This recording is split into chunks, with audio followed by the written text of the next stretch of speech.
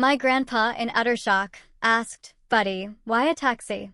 What happened to the BMW we gave you for your 21st birthday?" Before I could respond, my mother smiled and declared, "That car belongs to her sister now." Grandpa fell quiet, lost in deep thought. He faced me, stating, "Justice will truly be yours." Her smug, cruel smile completely vanished. How utterly soul-crushing is it to realize your own mother has systematically made you feel like you're not enough your entire life? Like everything good that comes your way is somehow stolen from your sibling? Well, that was my reality, until one crisp October afternoon, a casual comment from my mother detonated my entire world, forcing me to confront a betrayal so deep it shattered everything I thought I knew about family.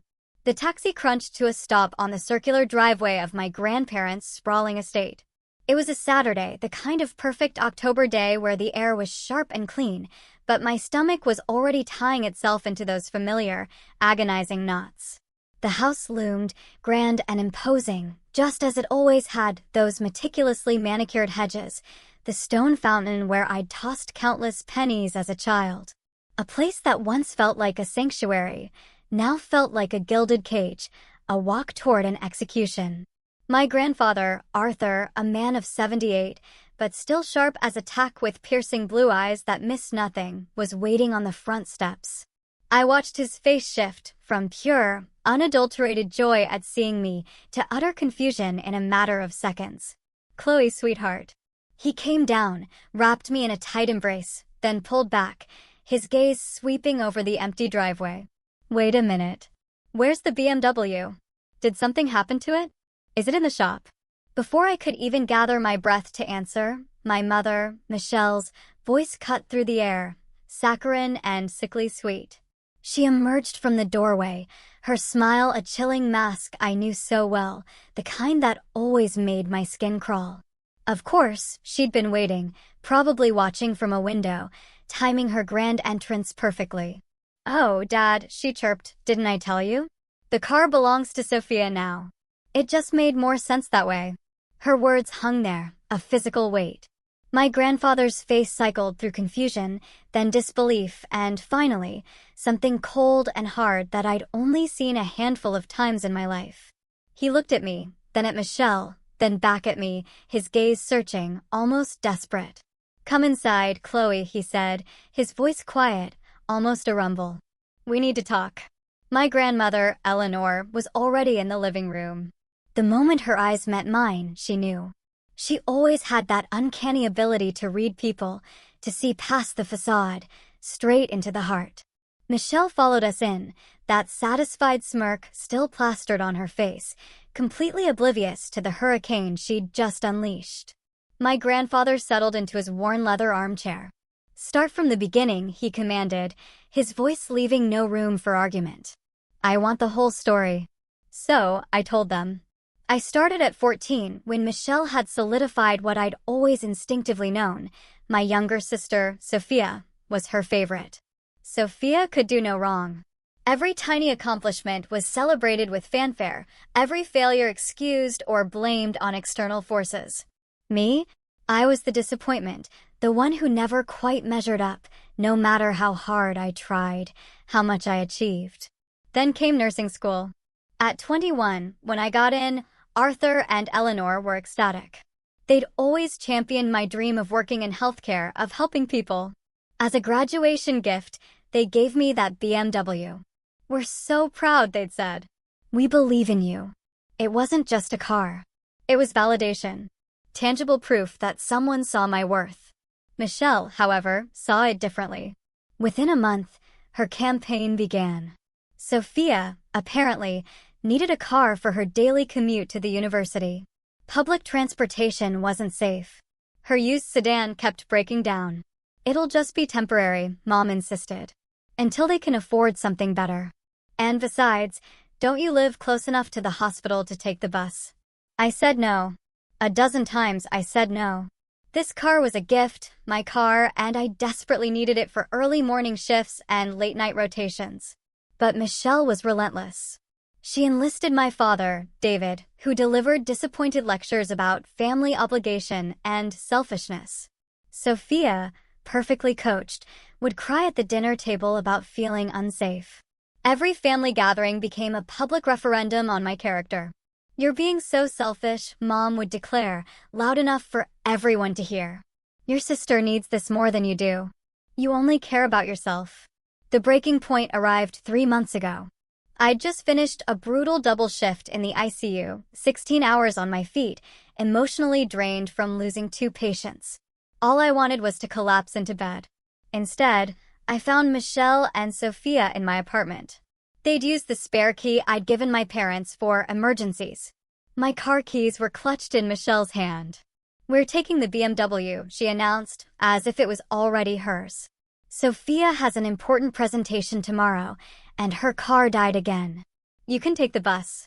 I was too exhausted to fight, too worn down by months of constant pressure and guilt. I just let them take the keys. "It'll just be for a day or 2, I told myself, clinging to that fragile hope. 3 months later, I still hadn't seen my car. Every time I asked, Michelle had a new excuse. Sophia needed it for a job interview, a weekend trip, because she was going through a hard time with her boyfriend. Eventually, the excuses stopped. "The car is Sophia's now," Mom told me flatly last month. "She needs it more than you do. You're just going to have to accept that." I tried to explain this to my parents, but they wouldn't listen. David just shrugged, telling me to work it out with your mother. My Aunt Carol told me I was being dramatic when I called her crying. Even some extended family members seemed to think I was overreacting. "It's just a car," they'd say. "Family is more important." But it wasn't just a car. It was the culmination of 25 years of being treated as less than, of watching my sister effortlessly receive everything while I worked myself to exhaustion for scraps of approval. It was about respect, autonomy, and the fact that something given to me as a gift had been brazenly stolen and redistributed without my consent. This pattern had started so early, I couldn't pinpoint the exact beginning. I remembered being 7, bringing home a perfect math test. Michelle glanced at it, said, "Good job," and stuck it on the fridge. That same week, Sophia got a C+ on a spelling test, and Mom threw her a celebration with cookies, calling Eleanor to brag about how hard Sophia had worked. In middle school, I made the honor roll every semester. My parents came to 1 awards ceremony in 3 years. Sophia joined the drama club, had a minor role in a play, and they attended every single performance, bringing flowers, taking her out to dinner to celebrate. When I asked why they didn't make a fuss about my academics, Mom said grades were expected from me, but Sophia's drama participation was brave and special. High school brought more of the same. I worked part-time, saved for college, maintained a 4.0 GPA, volunteered at a nursing home. Sophia had mediocre grades, didn't work, and spent her time with friends. Yet, when college discussions came, my parents sat me down. They could only afford to help one of us significantly, they said. And Sophia needed the support more because she wasn't as naturally capable as I was. The twisted logic made my head spin. I was being punished for being responsible. My confidence had become the justification for giving me less. I took out student loans, working my way through nursing school. I lived in a cramped apartment with 3 roommates, ate ramen for what felt like years, and pulled all-nighters studying between shifts as a nursing assistant. Meanwhile, Sophia lived in a nice apartment my parents helped pay for, got a reliable used car at 19, and had spending money for concerts and trips. When I graduated, my parents came to the ceremony, but left immediately for dinner plans. Arthur and Eleanor, though, they took me out. They told me how proud they were, how impressed by my dedication. A week later, they showed up at my apartment with that sleek black 3 Series BMW. "Every nurse needs reliable transportation," Grandpa Arthur had said, handing me the keys, "especially one who works the hours you do. We don't want you stranded or unsafe." I cried. It was the first time in years someone had prioritized my needs, seen my struggles, and tried to ease them without conditions or comparisons. Michelle's reaction when she found out was immediate and cold. "That's a very generous gift," she said, her voice tight. "I hope you thank them properly." "Of course I did," I'd said, confused. "Good," she replied. "Because your grandparents don't have unlimited resources. They can't just be buying expensive cars for everyone. The implication was clear. I'd taken something that could have gone to Sophia. Never mind that Arthur and Eleanor had their own money, or that this was a gift specifically for my accomplishments. In Michelle's mind, anything good that came to me was somehow stolen from my sister. The first time Mom suggested I let Sophia borrow the car, I laughed, thinking she was joking. She wasn't. Sophia's sedan had broken down again, and Michelle thought it would be sisterly of me to share. I explained my need for the car for work, that public transportation wasn't an option for my shifts. Michelle sighed dramatically, murmuring about how I'd always been the stubborn one. Then came the guilt trips. Every family dinner became an opportunity for Mom to lament Sophia's difficult commute, her safety concerns, how unfortunate it was that some people had nice things while others struggled. She never said my name, but everyone knew who she meant. Sophia, to her credit, seemed uncomfortable at first, but as weeks passed, she started joining in. "Must be nice to have such a reliable car," she'd say wistfully, just within earshot of our mother. I never know if mine is going to start. My father, David's, approach was different, but equally frustrating. He'd pull me aside, asking if I couldn't just help out your sister temporarily. "You're always so capable," he'd say. "You could figure out the bus system. Sophia is not as adaptable as you are." There was that word again, capable. It had become a weapon, a reason why I should accept less, accommodate more, shrink myself to make room for my sister's needs. I held firm for months. The car was mine, a gift from my grandparents, and I needed it. But the pressure was relentless. Every phone call, every family gathering, every text message circled back. Michelle even recruited extended family.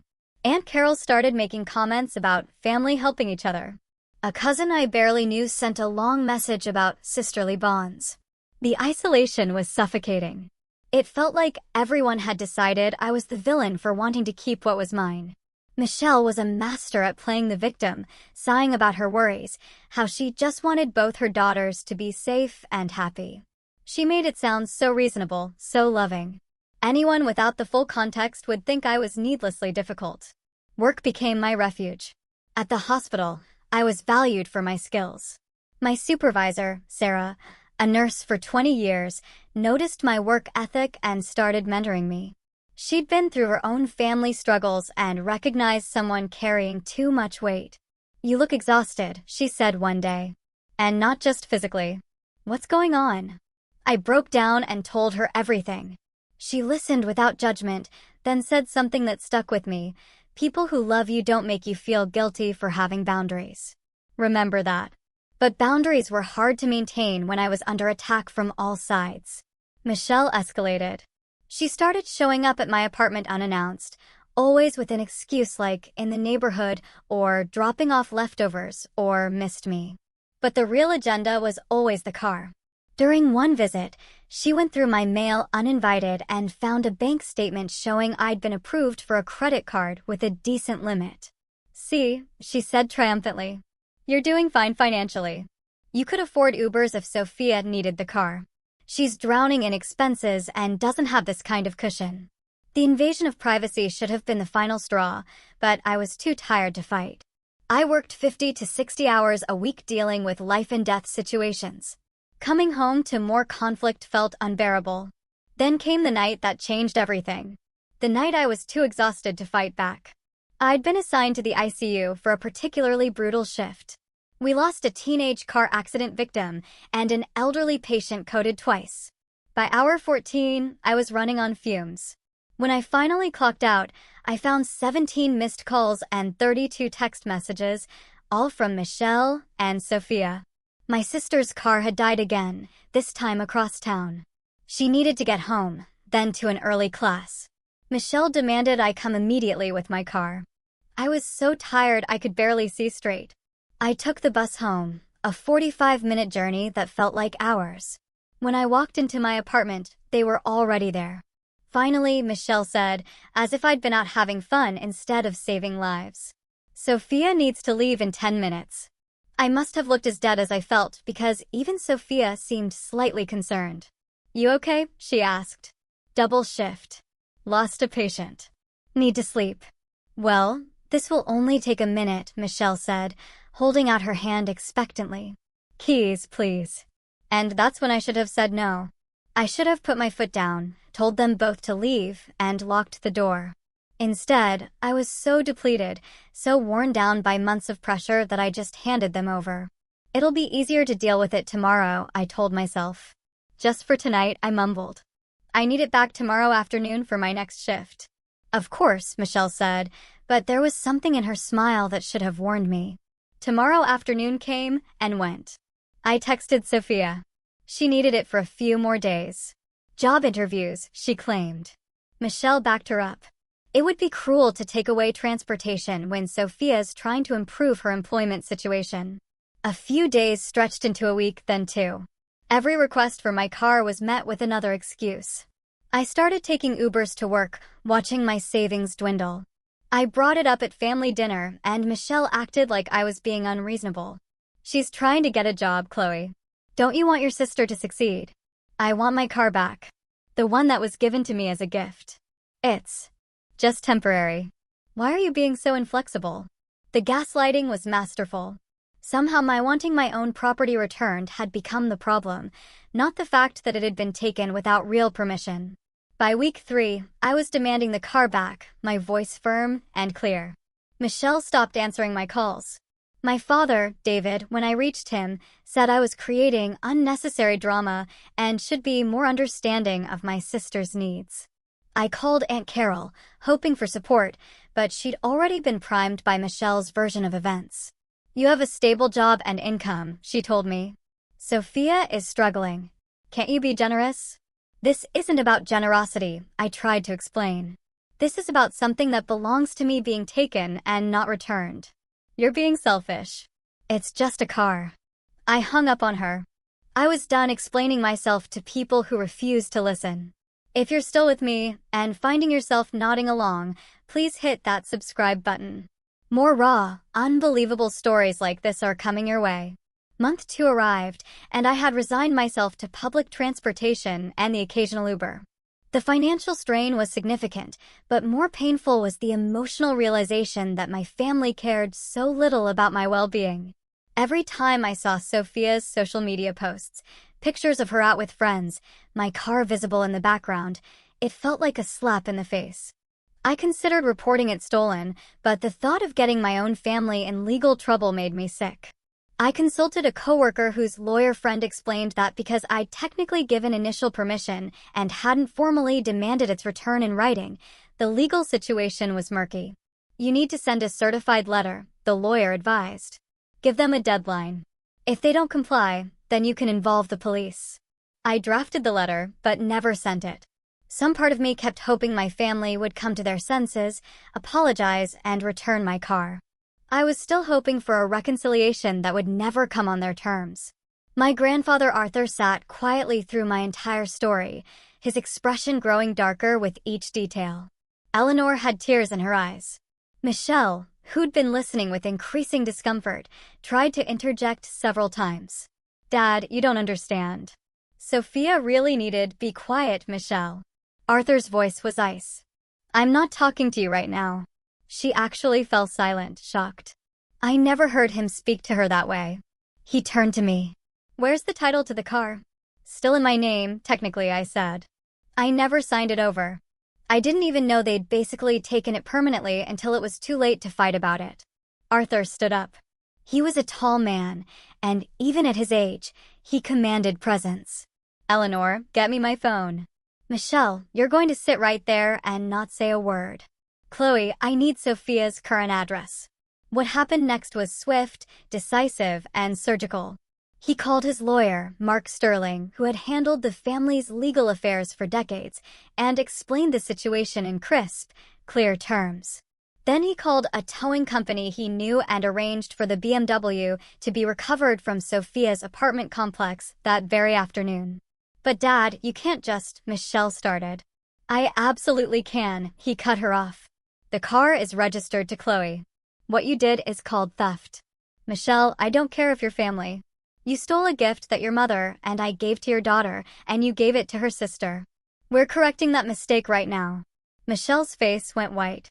You're embarrassing Sophia. Everyone will see the car being towed.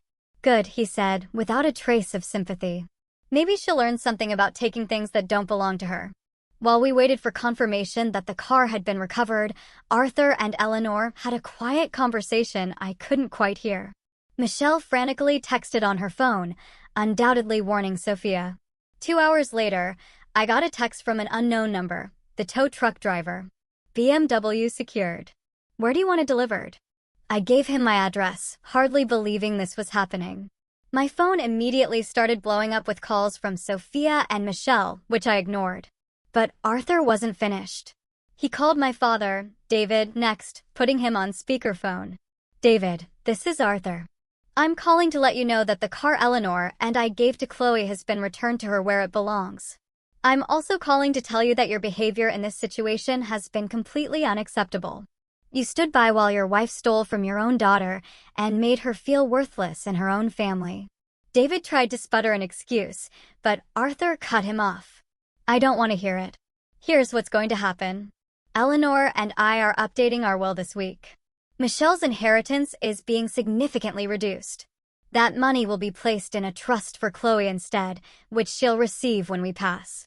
Additionally, we're setting up a separate fund for her now, enough to cover any expenses while she finishes her residency and gets on her feet. Consider it reparations for years of terrible parenting. I gasped. Grandpa, you don't have to, he held up his hand. Yes, I do. Your grandmother and I have watched this favoritism for too long. We kept hoping your mother would grow out of it, that she'd see what she was doing to you, but she hasn't. And we're not going to enable it anymore. Michelle was crying now, ugly, angry tears. You're punishing me for trying to help both my daughters. You're choosing Chloe over me. No, Eleanor said, speaking for the first time, her voice firm but tinged with sadness. We're correcting an imbalance that you created. We love both our granddaughters, Michelle, but you clearly don't, and that breaks my heart. The implications of that statement hung in the air, a devastating blow. Michelle looked like she'd been slapped. The room fell into a tense silence. I could see Michelle processing what had just happened, her face cycling through shock, anger, and something that might have been shame if she'd been capable of genuine self-reflection. But Arthur wasn't done. He pulled a small notebook from his jacket pocket. He'd always kept meticulous records. He flipped through several pages. Do you want to know what finally made me realize how serious this was? He asked, looking directly at Michelle. It wasn't just today. Eleanor and I have been keeping track for the past 5 years. We thought maybe we were imagining things, that we were being oversensitive because we're old. So, we wrote it down. He adjusted his reading glasses and began recounting entries. June 2020, Chloe graduates nursing school with honors. We attend. Michelle and David arrive late. Leave immediately after. Don't attend any celebration. He paused. November 2020, Sophia changes her college major for the 3rd time. Michelle posts on social media about how proud she is of Sophia's journey of self-discovery and shares 12 photos from a celebratory dinner. Michelle opened her mouth to protest, but Arthur continued, his voice unwavering. March 2021, Chloe is promoted to a specialized position in the ICU after only 8 months, something her supervisor told us typically takes several years. We call to congratulate her. Michelle, when we mention it, says that's nice and changes the subject to talk about Sophia's new boyfriend. May 2021. Sophia fails 2 classes and needs an extra semester to graduate. Michelle spends 3 hours on the phone with us explaining all the reasons it wasn't Sophia's fault: bad professors, unfair grading, personal stress. I never realized my grandparents had been paying such close attention. Hearing it all laid out chronologically was jarring. Each example alone seemed small, potentially explainable. Together, they formed an undeniable, heartbreaking pattern. September 2021, we give Chloe the BMW for her birthday. Within a week, Michelle calls us asking if we'd considered that Sophia might also need help with transportation. Arthur's voice was laced with an almost clinical detachment. December 2021, Chloe works through Christmas Day at the hospital because several nurses called in sick. Michelle complains at Christmas dinner that Chloe always prioritizes work over family and ruins holidays. Sophia, who slept until noon, is praised for bringing such wonderful energy to the celebration. Eleanor picked up where Arthur left off, her voice steady but full of sorrow. February 2022, Chloe mentioned she'd been having trouble sleeping due to stress from work and family pressure. I suggested she talk to her mother. Michelle's response, which Chloe told me about later, was that stress is part of being an adult and that she needs to toughen up. That same month, Sophia has a minor disagreement with her roommate. Michelle drives across town at midnight to comfort her and brings her home to stay for a week. Michelle found her voice shrill and defensive. "You're taking everything out of context. You're making me sound like a monster.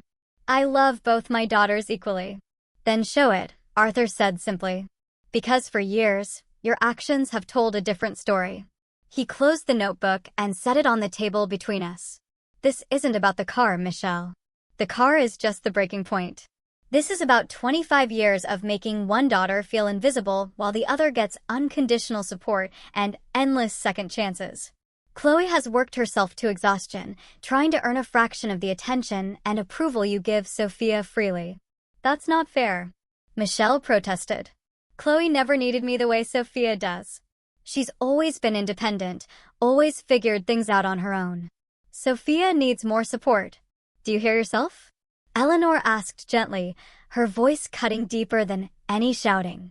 "You're saying you neglected one daughter because she was competent enough to survive the neglect. That's not parenting, Michelle. That's failing the child who made it easiest for you." The words landed like physical blows. I'd never heard anyone articulate exactly what I'd felt my entire life.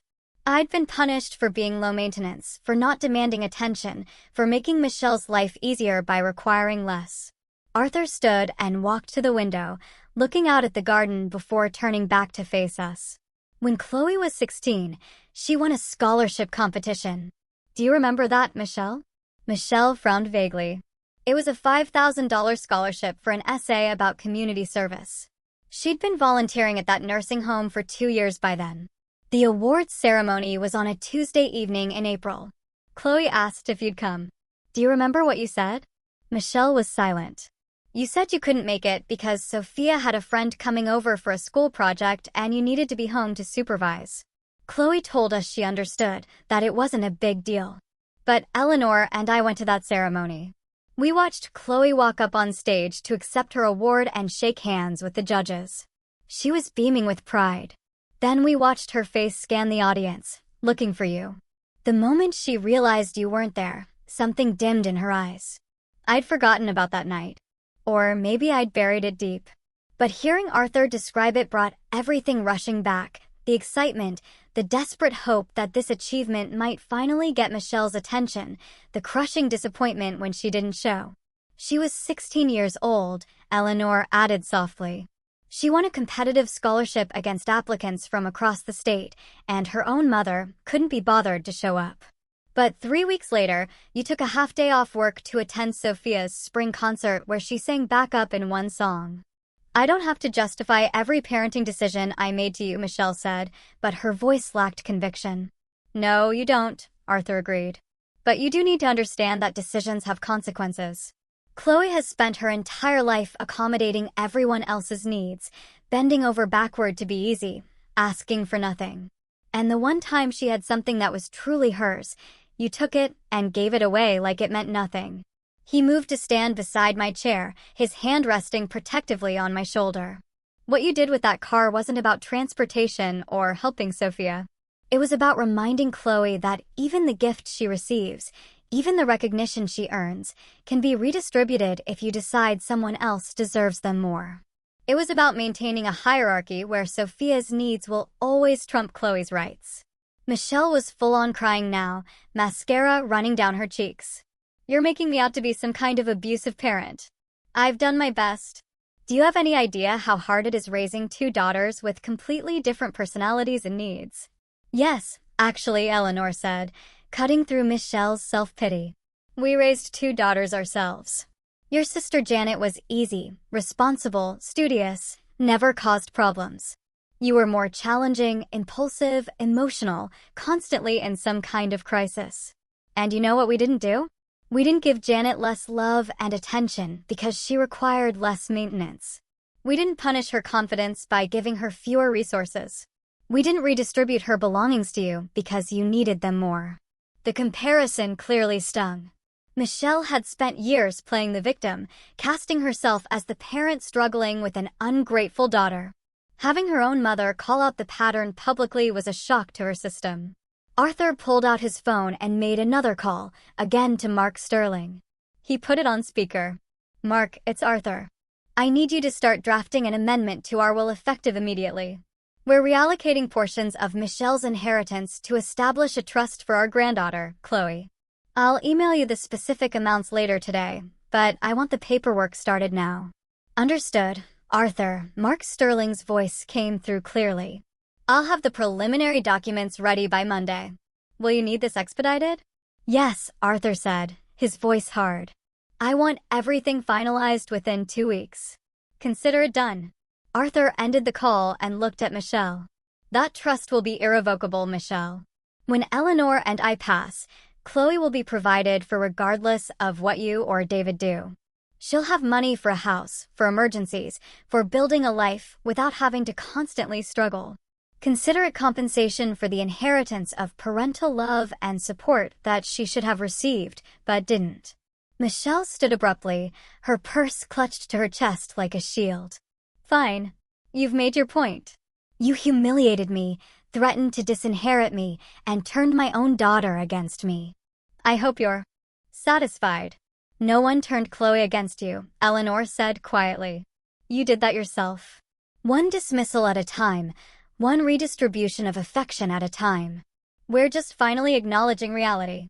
Michelle stormed toward the door, then stopped and turned back to me. Her expression was a mixture of rage and something that might have been hurt. "You couldn't just handle this privately, could you? You had to run to your grandparents and make me look like a villain. You've always been so good at playing the victim." The accusation was so absurd, so completely inverted from reality that I almost laughed. But I was too tired, too emotionally wrung out. Instead, I just looked at her steadily. "I came here today by taxi because I don't have my car," I said, my voice calm despite the tremor in my hands. "The car that was given to me as a gift and then taken away." That's not playing the victim. That's stating a fact. Everything that happened after that was Grandpa's choice, not mine. "You could have handled this like an adult instead of tattling to your grandparents," she shot back. "I tried for 3 months," I replied, the weariness evident in my voice. "I asked nicely. I asked firmly. I sent text messages and made phone calls and showed up at your house. You refused to listen. You refused to return my property. What exactly was I supposed to do?" She had no answer. With a final glare at all of us, she stalked out, the front door slamming behind her with enough force to rattle the framed photos on the nearby table. Arthur continued as if she hadn't just made a dramatic exit. "Furthermore, family gatherings will be interesting from now on. Chloe will always be invited. Michelle and David, your invitations are conditional on you treating Chloe with basic respect and dignity. Sophia is still welcome. She's young and has been raised with warped values, but she can still learn better if she chooses to." He stood and put his hand on my shoulder. "Chloe, I'm sorry we didn't see this clearly before. I'm sorry we didn't protect you from this treatment. That changes now." I couldn't hold back the tears anymore. I'd been strong for so long, pushing down the hurt, telling myself it didn't matter, that I was being too sensitive. Having someone validate my experience, having someone stand up for me without qualifications or conditions, it broke something open in my chest. Eleanor hugged me, then Arthur joined in, and for the first time in years, I felt truly safe. Michelle's calls and messages continued to bombard my phone, but Arthur ignored them. We spent the rest of the afternoon talking about normal things, my work, their trip, Eleanor's book club, without the tension I'd grown so accustomed to. That evening, the BMW was delivered to my apartment. I went downstairs to meet the driver, and there it was, my car, exactly as I left it 3 months ago, except for fast food wrappers in the back seat and an empty gas tank. I didn't even care. It was mine again. The aftermath was predictably dramatic. Sophia called me crying, accusing me of ruining her life and being vindictive. Michelle sent long texts about betrayal and turning grandparents against parents. My father, David, tried the reasonable approach, asking if we could just move past this without anyone actually apologizing or acknowledging what had happened. I blocked Michelle's number. I told David I'd have a relationship with him if he went to family therapy with me, which he declined. I left Sophia unblocked, hoping she might eventually understand, but I didn't hold my breath. Some extended family members tried to guilt me, saying I was causing family drama and being unforgiving. Aunt Carol called me selfish again. I politely explained the situation once, and when she continued to blame me, I stopped taking her calls too. But there were surprises. My cousin Kevin reached out, telling me he'd experienced similar favoritism and understood. A few of Eleanor's friends, who had apparently heard about the situation, made a point of telling me how proud they were that I'd stood up for myself. Even some coworkers, hearing an abbreviated version, were outraged on my behalf. The following month, my grandparents made good on their promises. Their lawyer contacted me about the trust fund for when they passed, and they also set up an account with $50,000 for immediate use. Use it for anything you need, Eleanor said when we had lunch. Rent, student loans, emergency expenses, or even just fun things you've been denying yourself. You've worked so hard. You deserve to enjoy your life, not just survive it. With some of that money, I paid off a chunk of my student loans. I bought a nice laptop to replace my dying one and booked a weekend trip to the mountains with friends, something I never felt I could afford. But the biggest change was internal. For the first time in my adult life, I didn't feel guilty about taking up space or having nice things. I didn't feel like I had to apologize for existing or constantly prove my worth. Arthur and Eleanor had given me something more valuable than money or a car. They'd given me validation and the understanding that I deserved to be treated with respect. The holiday season approached with trepidation. Thanksgiving had always been at my parents' house. Eleanor solved the problem by announcing she and Arthur would host at their estate. "Everyone is invited," she said when she called me. "But there will be ground rules. No discussing the car situation, no passive-aggressive comments, no playing favorites. Anyone who can't abide by those rules can leave." Thanksgiving Day arrived, cold and bright. I drove to my grandparents' house in my BMW, which I had detailed and serviced. It felt like a small act of defiance, but mostly it just felt good to have reliable transportation again. My parents were already there, sitting stiffly in the living room. Michelle wouldn't look at me. David gave me a weak smile and a nod. Sophia wasn't there.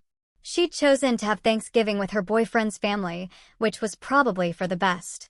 Other relatives arrived, and the atmosphere was tense at first, but Eleanor was a force of nature, keeping conversation flowing and steering away from dangerous topics. Dinner was elaborate and delicious. Eleanor had outdone herself. Around the massive dining table, Arthur said grace, adding a pointed line about being grateful for family who showed up for each other in meaningful ways. Michelle flinched, but said nothing. After dinner, while people were having coffee and pie, Arthur asked me to step outside onto the back patio. The sun was setting, painting the sky in shades of orange and pink. "How are you really doing?" he asked, his breath fogging in the cold air. "Better," I said. "Honestly, it's still hard sometimes. I miss having a normal family, or at least the illusion of one, but I don't miss feeling like garbage all the time." He nodded. "Your grandmother and I have been talking. We want you to know that no matter what happens with your parents, you'll always have us. And when we're gone, you'll be taken care of. We've made sure of it." "Please don't talk about being gone," I said, my voice cracking. "You're two of the only people who have ever really seen me." "Then we did something right," he said, pulling me into a hug. "And you're going to do amazing things, Chloe. Don't let anyone dim your light." We stood there for a moment. I thought about the scared, exhausted version of myself from a few months ago who'd let someone take her car keys because she was too beaten down to fight anymore. That version felt like a different person now. Inside, I could hear laughter and conversation. Michelle was talking to her sister about something innocuous, her voice strained but civil. David was showing my Uncle Mike something on his phone. The family gathering continued, awkward but functional, held together by my grandparents' sheer will and clear boundaries. Over the following months, things shifted into a new normal. Michelle eventually sent a short apology text that read more like, "I'm sorry you were hurt, but it was something." We maintained a distant, cordial relationship. Birthday texts, occasional holiday gatherings, nothing deeper. David and I went to 2 therapy sessions before he stopped showing up, claiming work conflicts.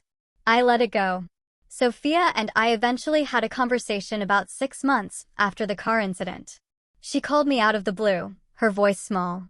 "I didn't realize how bad it was for you," she said. "Growing up, I mean. Mom always made it seem like you were just difficult, like you chose to be unhappy. But I've been thinking about it more and I remember things differently now. Things that didn't seem significant at the time. I'm sorry I took the car. I'm sorry I didn't stand up for you. It wasn't everything I needed to hear, but it was genuine." We made plans to get coffee, taking small steps toward rebuilding some kind of relationship. She'd started therapy herself, working through her own realizations about our family dynamics. As for me, I threw myself into my work and my life. I got a promotion in the cardiac unit I'd been eyeing for over a year. I started dating someone I met through a friend, a kind and stable teacher named Liam, who treated me like I mattered. I even took up painting again, something I'd loved as a teenager but abandoned because Michelle always made dismissive comments about it being a waste of time. Arthur and Eleanor remained my anchors. Dinner at their house every other Sunday became a tradition. They celebrated my wins and supported me through my struggles, asking nothing in return except that I live authentically and refuse to accept mistreatment. One Sunday afternoon, about a year after the car incident, Arthur and I were sitting on their back porch again. It had become our spot for real conversations. "You know what I'm most proud of?" he asked suddenly. "What?" I replied. "That you didn't let bitterness consume you. You could have become angry and vindictive. Instead, you set boundaries, protected yourself, and kept your heart open to the people who deserved it. That takes real strength." I smiled. "I learned from the best." "No," he said, shaking his head gently. "That was all you, kiddo. We just reminded you of what you already knew." Conclusion and call to action. Looking back now, I can see that day, the day I arrived by taxi and Michelle so casually announced she'd given away my car, as a profound turning point. Not because of the car itself, but because it was the moment my grandparents finally saw the full, ugly picture of what had been happening. It was the moment someone in my family chose me, unequivocally and without conditions. The BMW still runs great. I take good care of it now, regular maintenance and everything. But it's become more than transportation.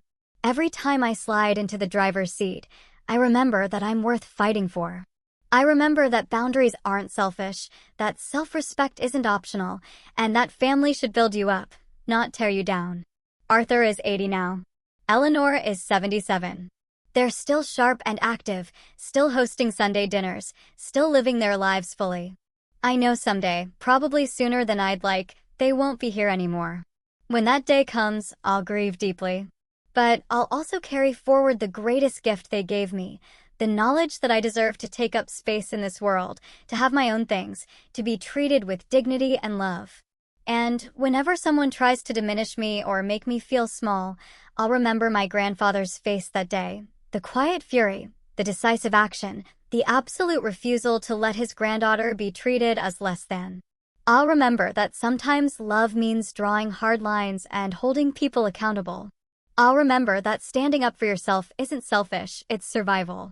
The taxi ride that started this whole chain of events cost me $23. The year of boundary setting and family drama that followed cost me relationships with people who never truly valued me. But what I gained was priceless. Self-respect, validation, and the unshakable knowledge that I am enough, exactly as I am. Michelle still doesn't fully understand what she did wrong. David remains conflict avoidant, preferring peace at any cost over actual justice. Sophia is learning and growing slowly, rebuilding trust. And me? I'm driving forward, literally and metaphorically, in the car my grandparents gave me as a symbol of their love and pride. Sometimes the best revenge isn't elaborate schemes or public humiliation. Sometimes it's simply reclaiming what was yours, setting boundaries that protect your peace, and living well despite the people who try to make you small. Sometimes it's having someone in your corner who sees clearly, acts decisively, and reminds you that you are never the problem. That's exactly what my grandfather did. And it made me truly, deeply proud, not just of him, but of myself, for finally accepting the support I deserved all along. What about you? Have you ever had to draw a hard line with family even when it felt like you were causing drama? Or maybe you've been in a similar situation where you felt overlooked for a sibling. Tell me your story in the comments below. I truly want to hear what you think.